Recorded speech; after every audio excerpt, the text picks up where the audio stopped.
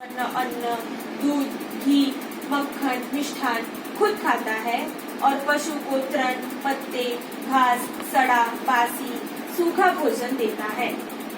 इसी प्रकार देवता मनुष्य से प्राप्त सेवा के बदले मनुष्य को अनित्य धन, पुत्र या स्वर्ग की प्राप्ति कराते हैं। पशु कब खुश है, उनको घास दे दो, ग्वाल दे दो और उससे पैदा होने वाला तुम गेहूं, चावल या दूध और ये मटर सब खाते हो, पर उनको तो खाली घास, सूखा गीला दे देते हो, उसी में खुश है। तो ऐसे ही देवी देवता तुमको ये घास की तरह बेटा बेटी रोग भोग दे देते हैं और तुम उसी में खुश होते हो और वो अपना आनंद मस्ती लूटते हैं, ब्रह्मानंद। उसी तरह यह देवताओं के पशु रूप अज्ञानी मनुष्य सांसारिक अनित्य धन, संपत्ति, पदार्थ या स्वर्ग आदि अनित्य लोक भोग पाकर प्रसन्न रहते हैं।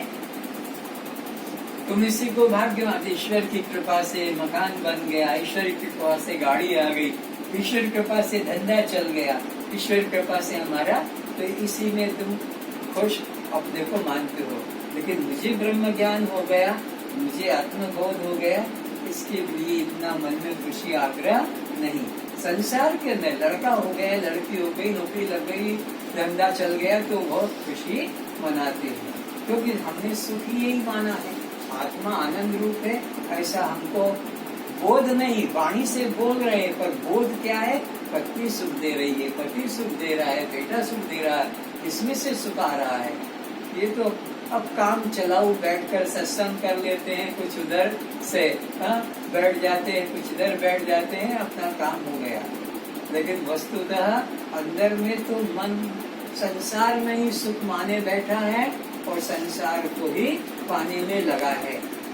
परमात्मा में उसको इतनी आसक्ति नहीं है। हे राजन, उन तुच्छ बुद्धि वाले मनुष्य को उन अनित्य देवताओं की आराधना का फल नाशवान ही मिलता है। तो देवताओं की उपासना करने वालों को कोई नित्य आनंद नहीं मिलता है। क्यों नहीं? कि वो देवता खुद अनित्य है। जिन देवी देवताओं की तुम पूजा पाठ करते हो वो तो खुद अल्प आयु वाले हैं। ब्रह्मा जिसको कहते हो वो मर के गिर के नीचे आता है। ब्रह्मा, विष्णु, शंकर, ये तीनों देवता कितने मरते हैं, कितने पैदा होते हैं। उपजई जासु अंश ते नाना, जिस ब्रह्म के एक अंश से उपजई कौन कौन? ब्रह्मा, विष्णु, शंकर, तीनों, और वो भी अनंत, क्योंकि अनंत संसार है, अनंत सृष्टियां, और हर सृष्टि में ये तीनों हैं, ब्रह्मा, विष्णु, शंकर। एक एक सृष्टि में तीनों हैं। और कितनी सृष्टि है? अगणित सृष्टियां हैं। तो फिर अगणित ब्रह्मा, अगणित विष्णु, अगणित शंकर हैं। और वो ब्रह्म कौन है? जिसके एक अंश से बाल के टुकड़े के 1000वें अंश से एक बाल के 1000वें टुकड़े का जो अंश है, उतना वो अंश है परमात्मा का। ये सारी सृष्टि, एक बाल को 1000 टुकड़े करो, उसमें से एक टुकड़ा निकले और फिर उसका सारा संसार है वो ब्रह्म का। ऐसा विराट रूप है। तो इतनी सृष्टि, इतने ब्रह्मा और विष्णु, शंकर हुए हैं। वे अज्ञानी भक्त कुछ काल उन देवलोकों में जाकर पुण्य समाप्ति पर पुनः मृत्यु लोक में गिरा दिए जाते हैं। तो ये तुम्हारे शुभ कर्म भी तुमको पाप रूप है, क्योंकि ये तुम्हें स्वर्ग ले जाएंगे, 4 दिन का सुख भोगा कर फिर नीचे फेंक देंगे। विष्णु लोग जाओगे, ब्रह्मा के लोग जाओगे, फिर नीचे फेंक देंगे। ऐसे तुम एक नहीं कई बार गए हो। ब्रह्मा, विष्णु, शंकर की जगह पर गए हो, इंद्र की जगह पर गए हो, इंद्राणी बने हो, तुम सब बने हो, मेनका बने हो, उर्वशी बने हो। वेश्यालय में तुमने अपना रूप दिखाया, तो शिवालय में भी अपना रूप दिखाया। सब जगह तुम गए हो, कोई जगह बची नहीं, कोई कर्म बचा नहीं, कोई योनि बची नहीं, कोई भोग बचा नहीं, कोई कष्ट बचा नहीं तुमसे। हर योनि में गए हो, हर भोग भोगा है, हर कष्ट भोगा है, लेकिन एक काम नहीं किया अपने आप को जानने का। बाकी तुम सब काम करते हैं और उसी वजह से जीव भटक रहा है। और इसका भटकना तभी समाप्त होगा जब ये सबसे मन हटाकर आत्मा में मन जोड़ेगा। परंतु आत्मज्ञानी महापुरुषों का पुनर्जन्म नहीं होता है। तो सबका पुनर्जन्म होगा, क्योंकि सबके मन में भेदभाव है। चाहे वो परिवार वालों के प्रति हो कि देवताओं के प्रति हो कि भौतिक पदार्थों के प्रति, किसी के जब तक भेदभाव है बार बार जन्म होता रहेगा। तो अब हमें क्या करना है?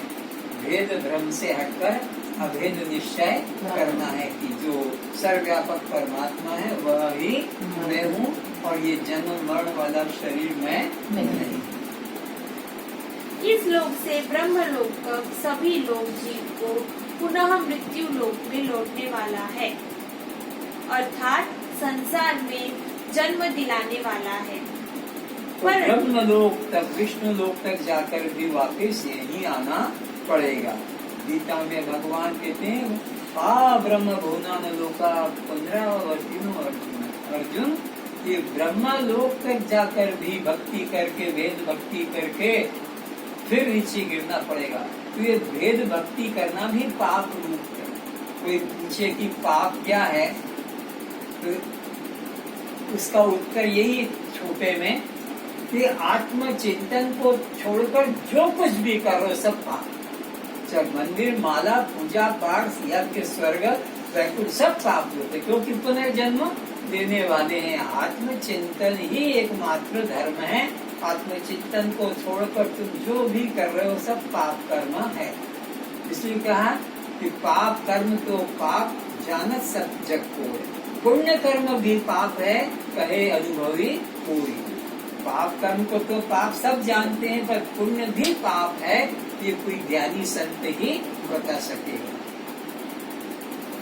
परंतु आत्मनिष्ठ ज्ञानी पुरुष को इस संसार में लौटकर नहीं आना पड़ता है। तो सबको लौटकर आना पड़ता है, ब्रह्मलोक तक जाकर।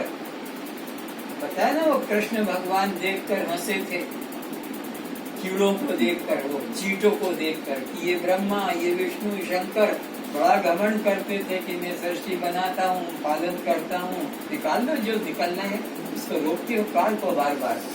ये बार बार ऐसा करके रोक, ये दिखाती है। तो ब्रह्मा, विष्णु, शंकर भी नीचे आते हैं, तो ऊपर तक जाकर फिर लौटकर यही आना पड़ता है।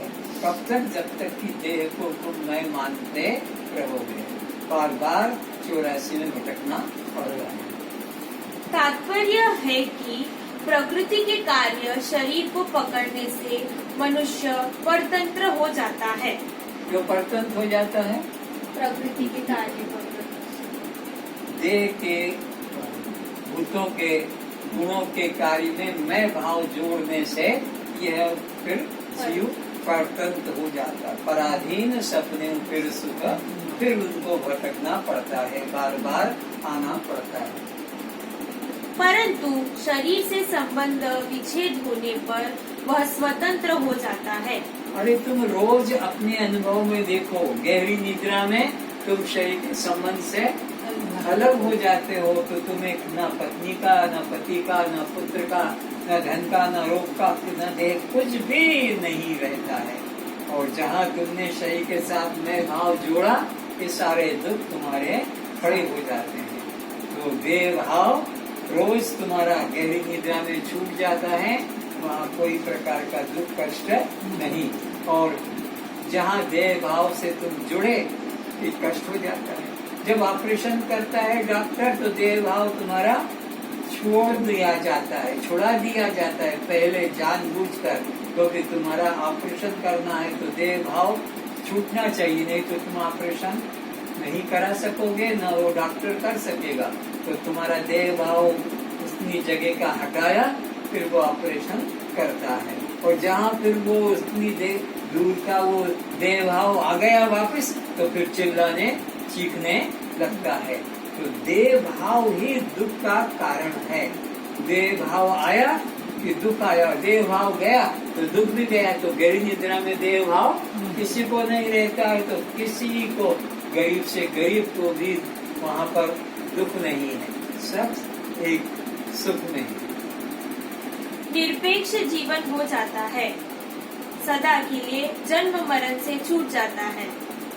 वह परमात्मा की सधर्मता को प्राप्त हो जाता है, अर्थात जैसे परमात्मा सत चित आनंद रूप है, ऐसे ही वह ज्ञानी महापुरुष भी सत चित आनंद रूप हो जाते हैं, जो कि वास्तव में पहले से ही था। हो जाता है नहीं, वो पहले से ही है। जैसे घट का आकाश महाकाश नहीं होता है, घट टूटने से वो पहले से ही महाकाश है, पर घट के वजह से वो घट अलग, आकाश वो आकाश अलग। तो ये देह की वजह से ही परमात्मा अलग है और ये जीवात्मा अलग है। लेकिन जहाँ ये देह भाव टूटा, ये ब्रह्म ही रह जाता है, क्या ब्रह्म हो जाता है।